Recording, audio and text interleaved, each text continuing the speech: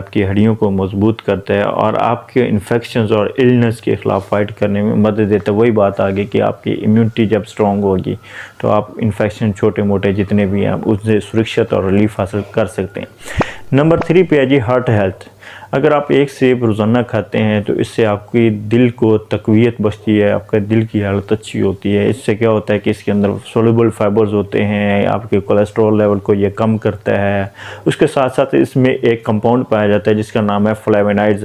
ये आपकी इन्फ्लेमेशन को कम करता है, ये एंटी इन्फ्लेमेटरी है, इन्फ्लेमेशन कम होगी। उसके साथ साथ ये आपकी ब्लड वेसल्स की फंक्शंस को बेहतर बनाएगा।